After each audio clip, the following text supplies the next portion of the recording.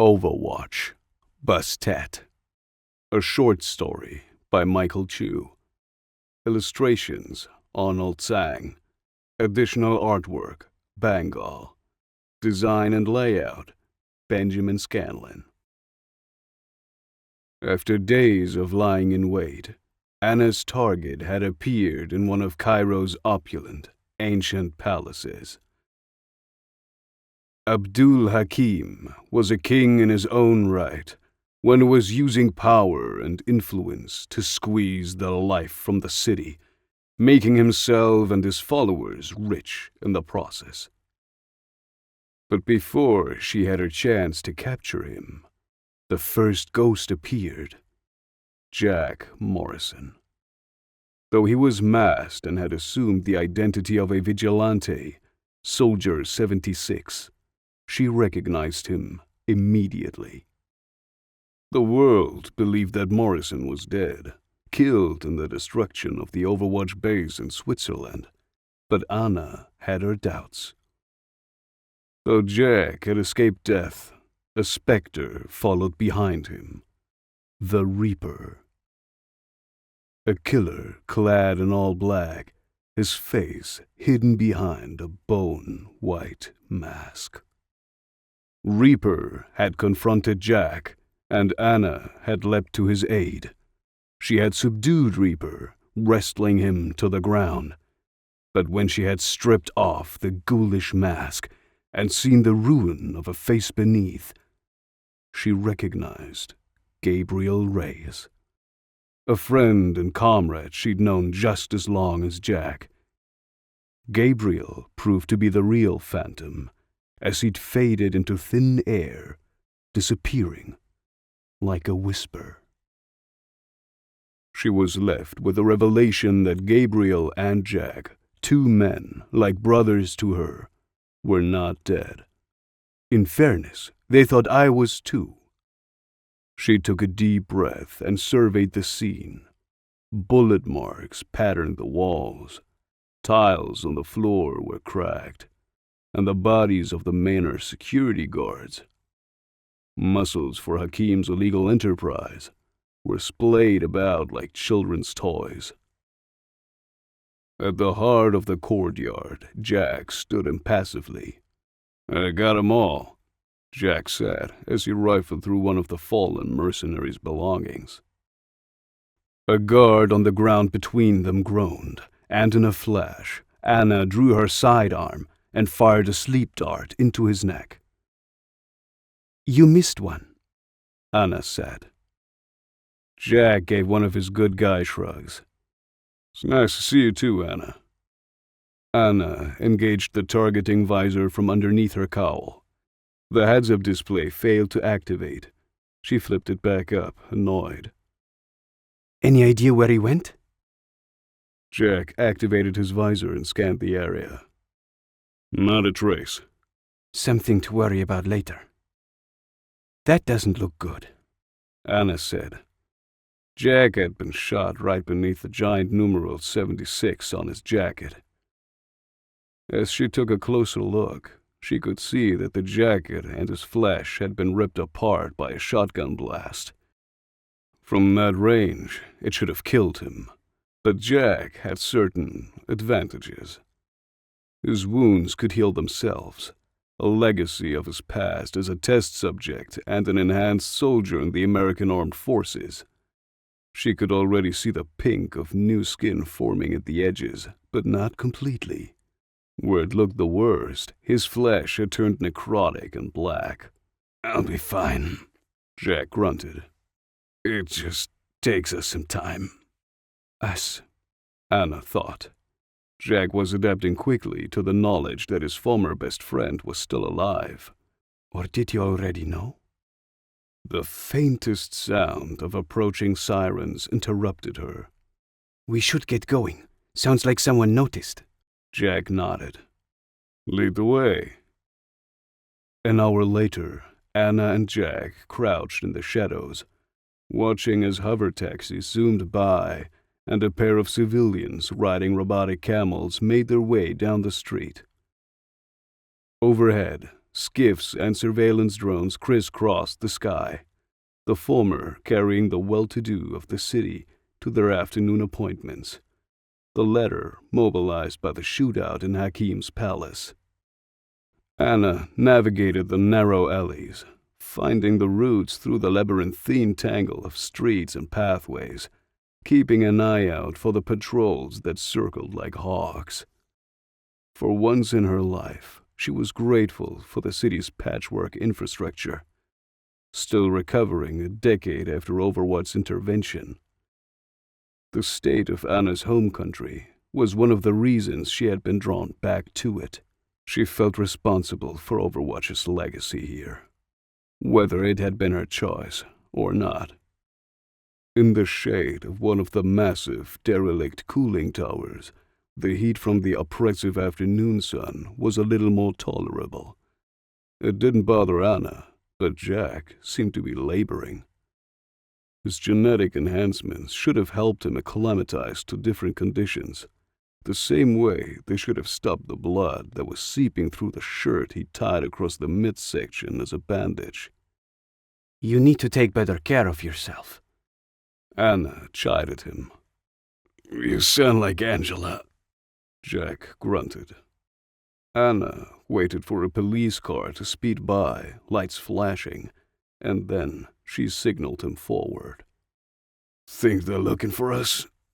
Jack wiped the sweat from his forehead. Most likely, Anna said, squinting at the car's retreating form. But there's a lot of crime here. The police are busy.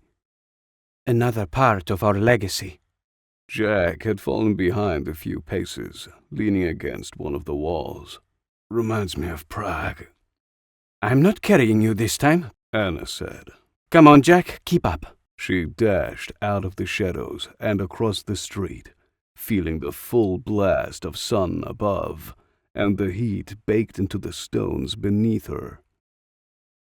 Back in the shadows, she continued. Prague was your fault. Why you ever thought Reinhardt could be stealthy is beyond me. Anna waited for Jack to defend himself. When he didn't reply, she turned around. He had collapsed on the paving stones out in the open. Not now, Anna thought as she ran back to him. She tried to pull him up. Wake up, Jack! But he gave no response. Anna slung Jack's arm over her shoulder and lifted him, carrying him down the alley. Jack drifted awake. That wasn't normal. Even before the army, he'd always been a light sleeper, starting awake at the slightest disturbance. His eyes adjusted rapidly to the dim light of the room as he sat up. He was on an old military surplus cot with a threadbare blanket. His side ached like hell. Finally, Anna walked over, silent as a stalking cat. Tea? I'll take whiskey if you have it. Anna rolled her eyes. Yes, Jack. I happen to keep a bottle around just in case you show up. 'Tis fine, Jack said in a smaller voice. Anna stretched her shoulders. You know, I had to carry you all the way here. I've been shot plenty of times. It's never felt like this. Jack grimaced as he shifted, twisting around to get a better look at the wound.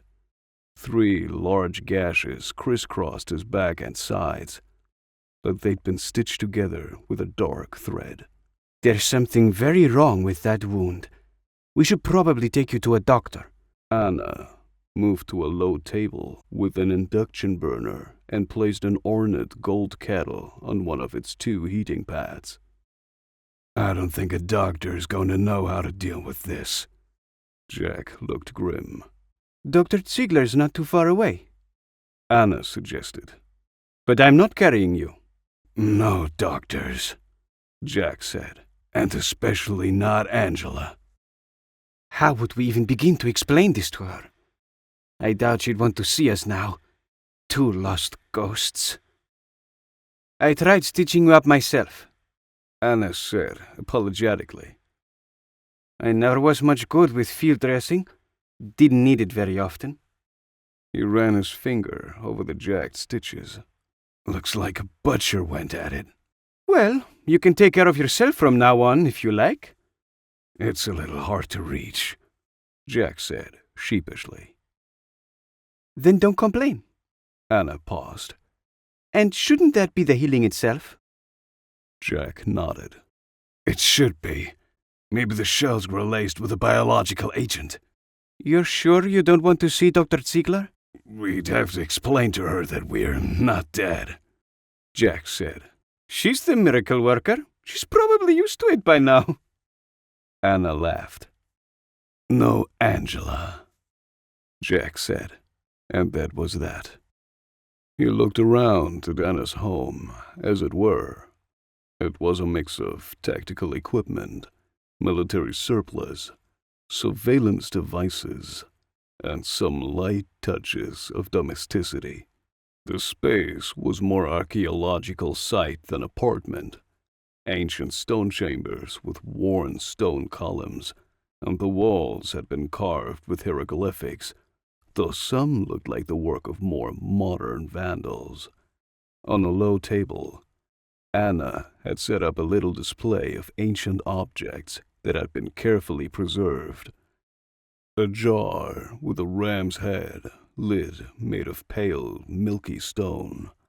A black and gold mask bearing the visage of a fierce cat goddess. A chipped vase of brown-red clay, and a small, brilliant green figurine of a falcon. Jack took a closer look at the antiquities. This place reminds me of a museum my mother took me to in New York when I was a kid. It had been one of his favorite parts of the trip, running around the transplanted ruins of an ancient Egyptian temple. He smiled at the memory. Anna offered him a blue mug with a red plate pattern. It's a necropolis, a city of the dead. Appropriate, Jack chuckled. He motioned towards the small display. What are these? I found them when I moved in. I couldn't very well throw them away. These relics have survived thousands of years. Empires rose and fell, and they're still here. I figure I should take care of them before I sent them to Dr. Faisal. Jack blew gently on his tea to cool it. You've been here the whole time?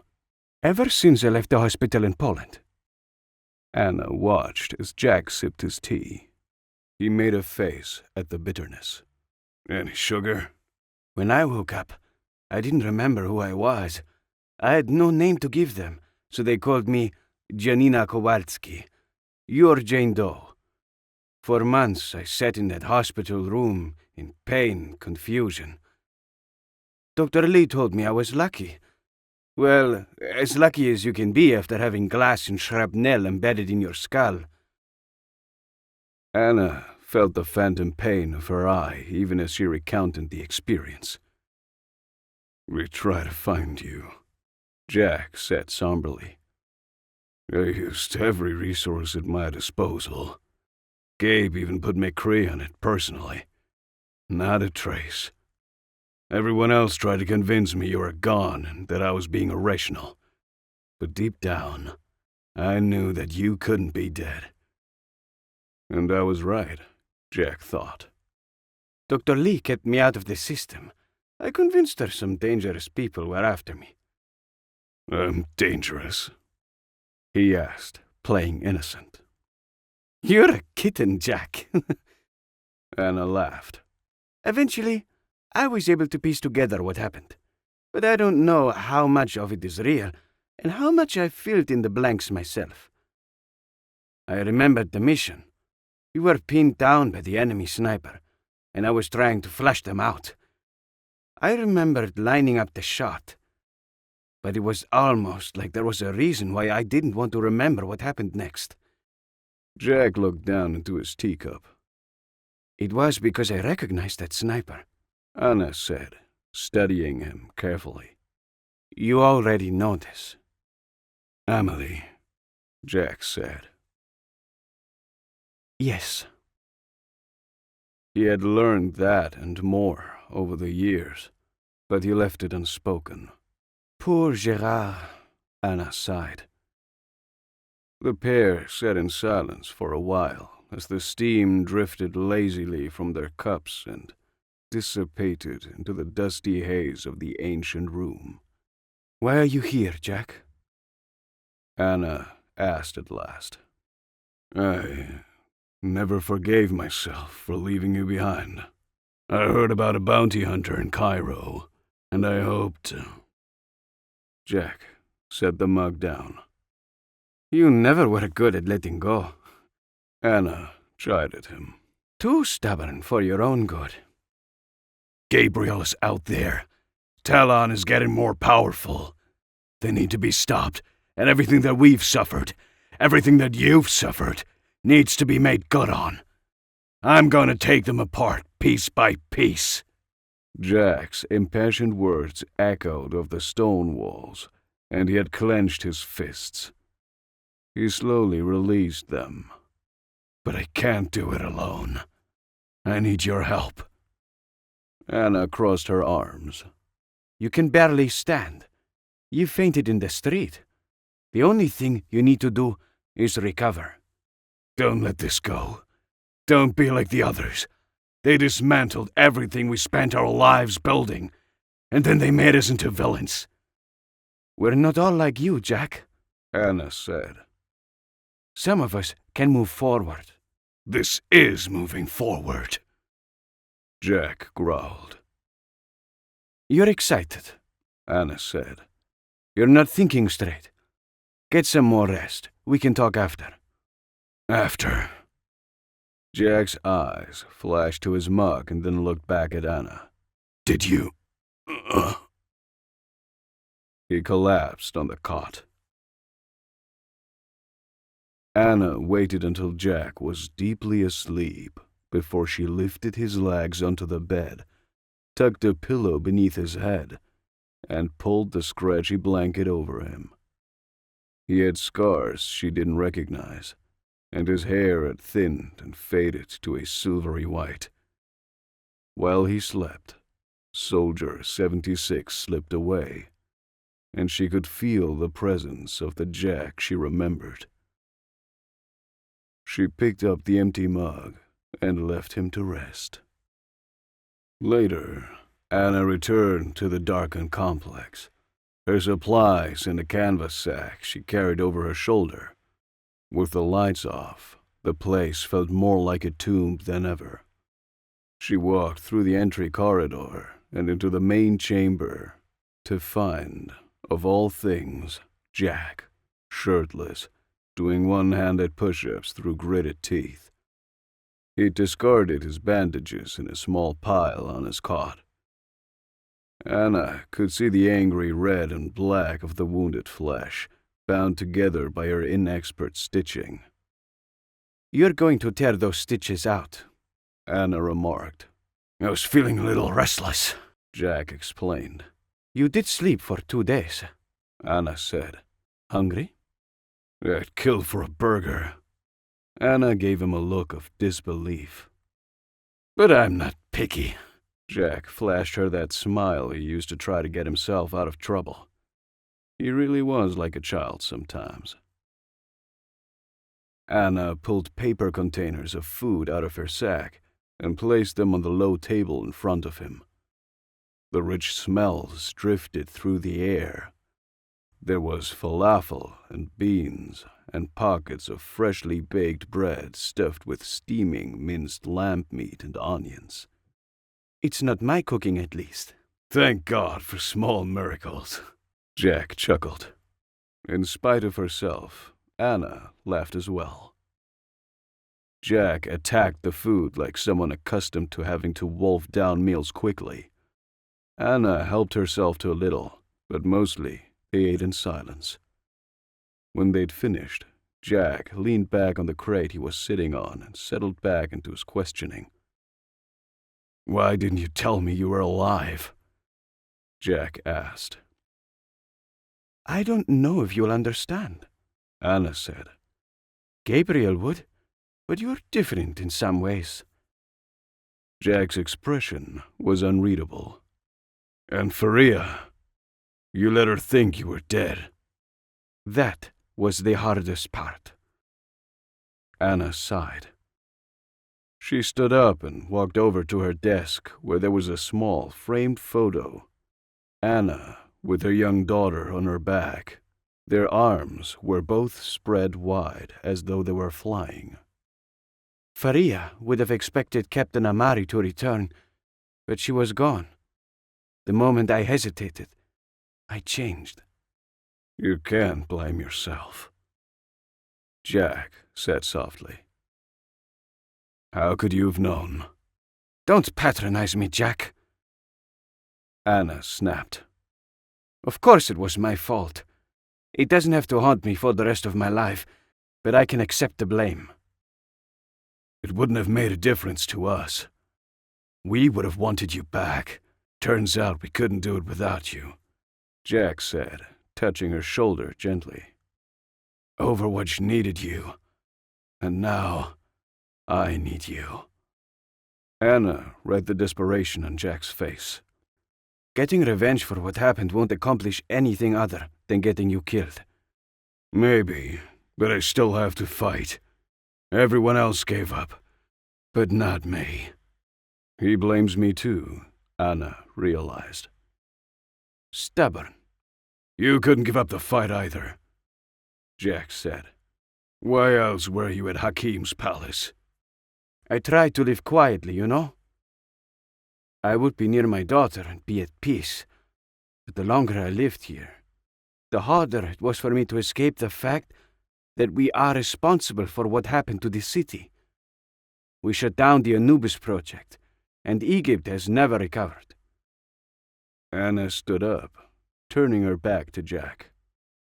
People's lives are hard. They're being taken advantage of by parasites like Hakim. How could I let it go on when I knew there was something I could do? You're fighting for justice, just like me, Jack said. Anna's eyes narrowed. Revenge isn't justice. Jack threw his hands up. We're after the same thing. Why do you think Hakim was meeting with Gabriel? He's working for Talon.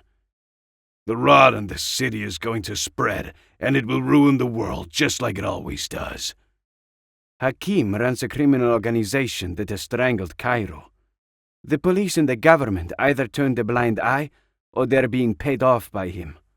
Food supplies aren't being distributed to people who need them. Medical care is almost impossible to get. Anna said. Look me in the eye, and tell me you can leave without doing anything. Cairo and the world will suffer until we bring them all down. You have to see the bigger picture, Jack said heatedly. Are you hearing yourself? You would never have made this argument before. Anna said disapprovingly. The way we do things matters. Times change, Jack said with finality. Either you're coming with me or I'm leaving. I've already wasted too much time. I'm not going, Anna said. For a long moment, Jack stared at her in silence. A sniper takes the most dangerous threat out first. That was our job. Jack picked up his ruined coat. If you want to waste your time on petty criminals, so be it. I have a war to fight. He stormed out. Anna switched on her computer. Jack had been using it earlier, and the screen was cluttered with articles about Reaper's movements and appearances. Anna wondered who had been supplying Jack with some of this information, but that was a puzzle for another time. She browsed through the reports and remembered the ruined face she had seen behind the mask. Gabriel, what happened to you? One of the articles indicated that casualties in one of Reaper's attacks had suffered the same sort of wounds as Jack. That damned scientist, Anna thought with disgust. The other information offered little new insight on the Reaper. providing only a view into Jack's mind. He was following a spiderweb of corporations, government officials, and financial institutions, all hopelessly tangled together through corrupt arteries and shady intermediaries. It was the sort of problem that was never Jack's strong suit. He preferred two sides, concrete facts, and one clear, unequivocal decision. The messy stuff was always Gabriel's arena, not as much as it used to be. Anna considered her options. In her heart, she knew she wanted to stay. Egypt was failing. In a few more years, it was likely that it would fall into chaos, torn apart by profiteers and criminals like Hakim. As the bounty hunter Shrike, she had slowly been making a difference, little by little. If she left, all her work would be undone. But there are other people here, like Faria. They're not helpless. It doesn't have to be you. That pride again. She looked back at articles about the Vigilante Soldier 76.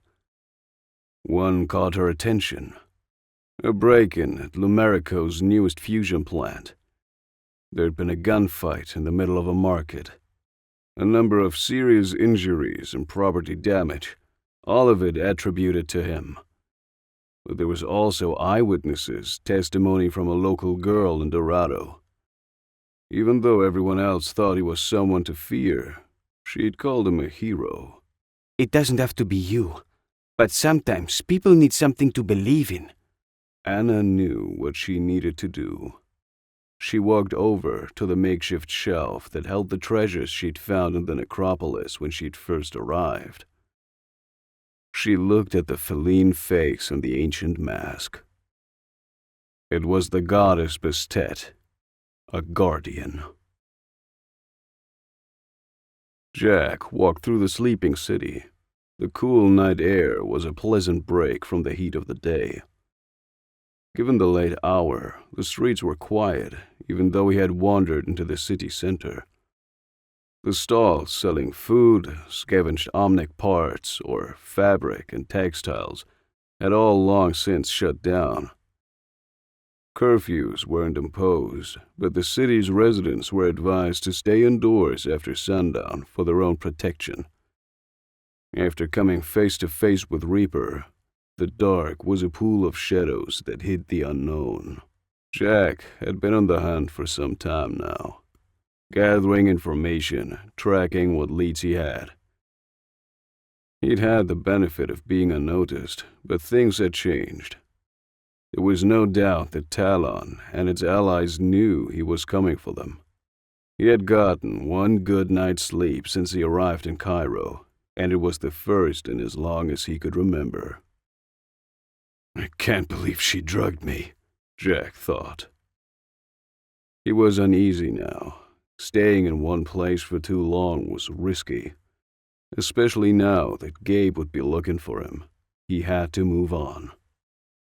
Night had crept towards morning, and the full moon was hanging lower in the sky when Jack finally returned. Anna was sitting at the computer as he entered. Come back for the rest of your things? She asked without looking up. He walked over to her. I'll help you capture Hakim. Once that's done, we go after Reaper. We have to make sure the city is secure. Anna corrected him. I'll only leave with you after things here are settled. That means not just Hakim, but his followers too. I need to know that the people will be safe. Jack's jaw clenched as he considered the offer. Then let's go over to his manor, round him and his men up. One quick strike before they have time to prepare. Anna shook her head. No rushing in. Remember how it went last time? It would have been fine if Gabe hadn't showed up, Jack said. Anna arched an eyebrow. Jack sighed. What's the plan then? We start at the bottom and work our way up. Close the net around Hakim. starve him of his resources, and force him out into the open. We have to expose him and the people that are protecting him. Understood? Jack sighed, relenting. You know, I told Gabe they picked the wrong person for strike commander. Yes, but you meant him, not me, Anna replied. It could have been Reinhard. Jack smirked.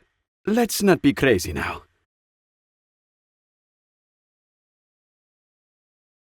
Ever since the fight at his palace, Hakim had been reticent to return, instead moving between his safe houses in the city.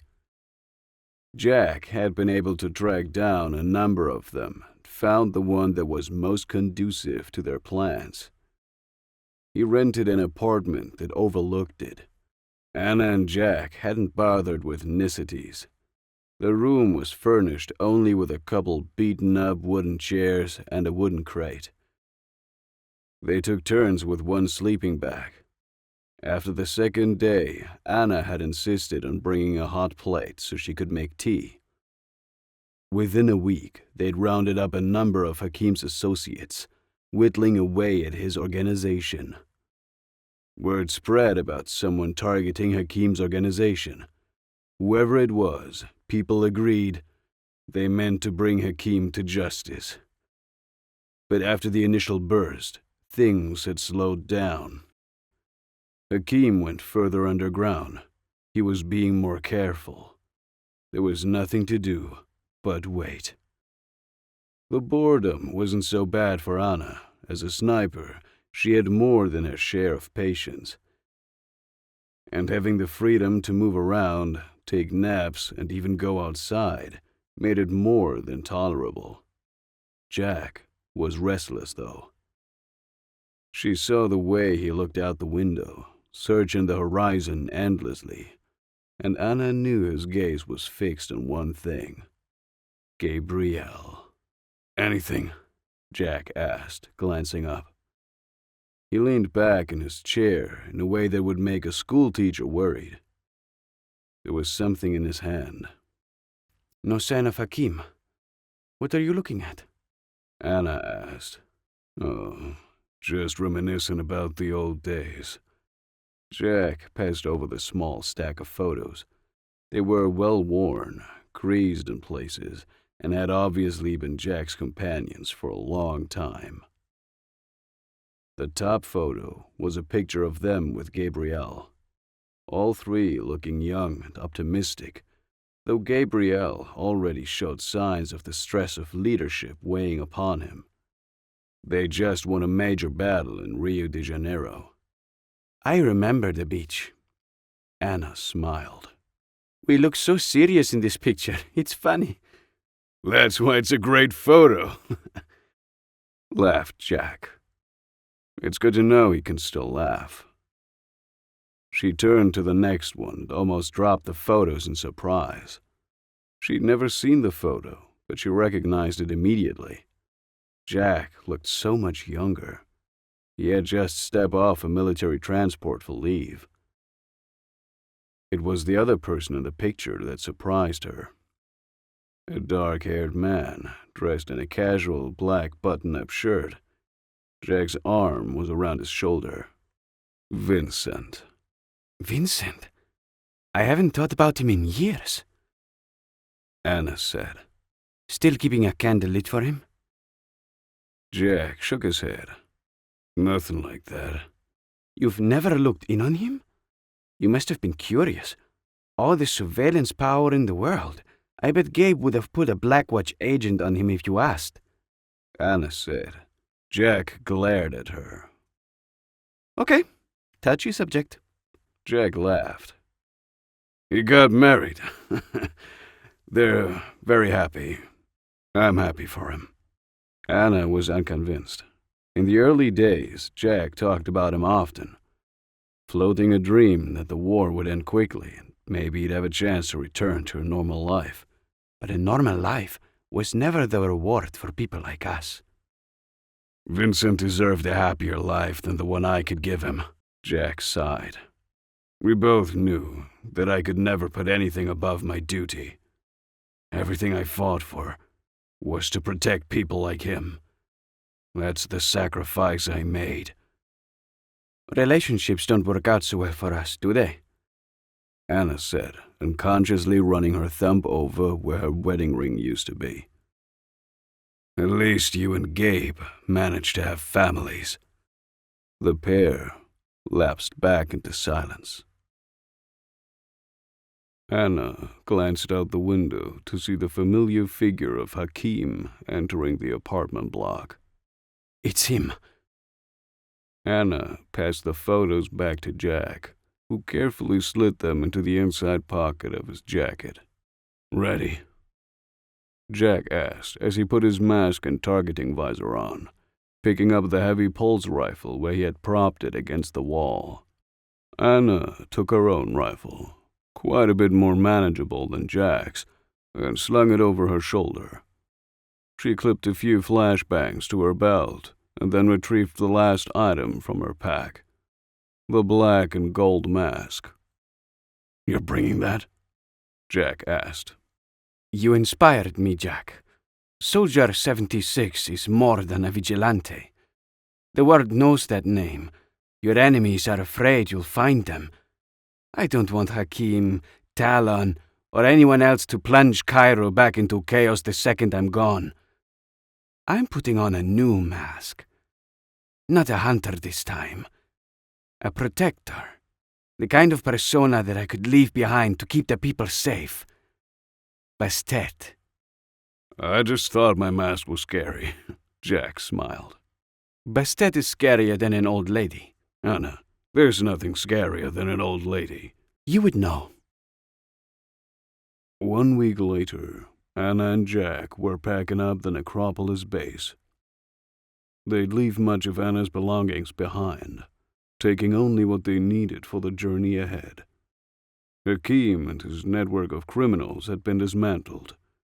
The news had started to report about the movements of a guardian named Bastet, who had captured Hakim and exposed the extent of his crimes.